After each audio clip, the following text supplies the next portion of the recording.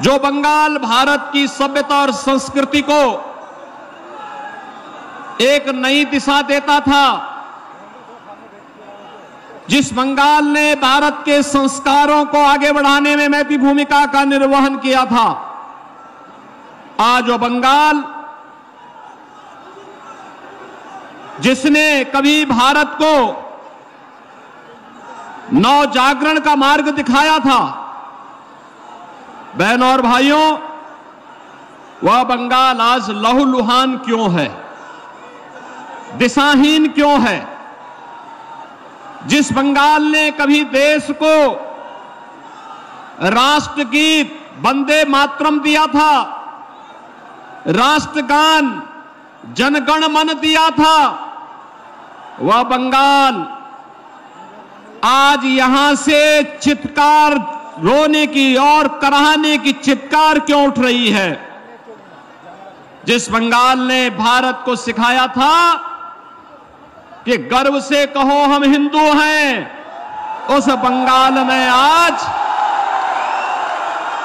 हिंदू परंपरा और संस्कृति को रौंदने का प्रयास सत्ता के संरक्षण में कैसे हो रहा है, यह देख करके अंतःकरण हमारा अत्यंत गर्वित होता है।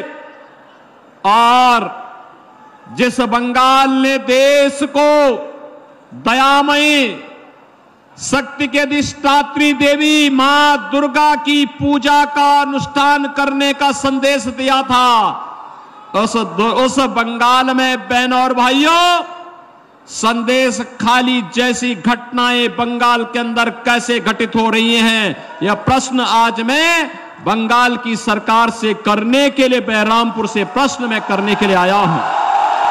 बहनों और भाइयों, आज उत्तर प्रदेश में आप देखते होंगे पिछले 7 वर्ष में उत्तर प्रदेश में कोई दंगा नहीं हुआ, कोई दंगा नहीं हुआ।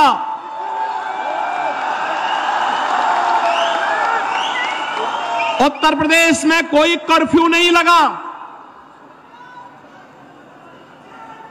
आज उत्तर प्रदेश में बेटी और व्यापारी दोनों सुरक्षित हैं। कोई रंगदारी नहीं वसूल सकता, कोई दंगा नहीं कर सकता, कोई अराजकता नहीं फैला सकता।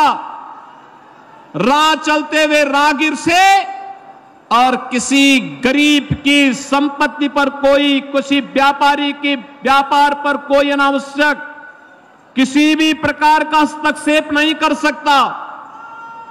और बहनों और भाइयों, सरकार की योजना का लाभ हर गरीब को, हर किसान को, हर नौजवान को, हर महिला को बराबर यूपी के अंदर मिल रहा है।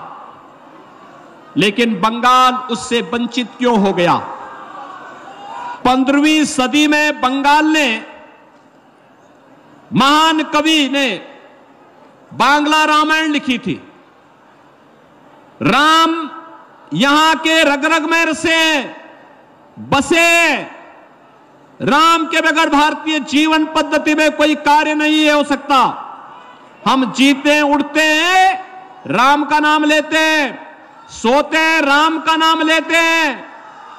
और बहनों और भाइयों, कोई भी हमारे यहां मांगलिक कार्यक्रम होता है तो अखंड रामायण का पाठ करते हैं और अंतिम यात्रा निकलती है तो राम नाम सत्य है कह करके निकलती है। बहनों और भाइयों, मैं पूछना चाहता हूं, जैसे यहां पे राम की पूजा होती है, ऐसे ही उत्तर प्रदेश में मां दुर्गा की पूजा होती है बड़े बड़े अनुष्ठान के साथ। जैसे बंगाल में होती है वैसे मां दुर्गा का अनुष्ठान, बंगाल से ही गए हुए कलाकार वहां मूर्ति बनाते हैं, वहां पे अनुष्ठान होते हैं, बड़े बड़े आयोजन होते हैं, बड़े बड़े पंडाल लगते हैं, भव्य आयोजन होते हैं। लेकिन न तो रामनवमी के अवसर पर और न ही नवरात्रि के अवसर पर ही उत्तर प्रदेश में कोई दंगा नहीं होता। आखिर बंगाल में रामनवमी के अवसर पर और बैसाखी के अवसर पर दंगे क्यों हुए, मैं बंगाल की सरकार से पूछना चाहता हूं।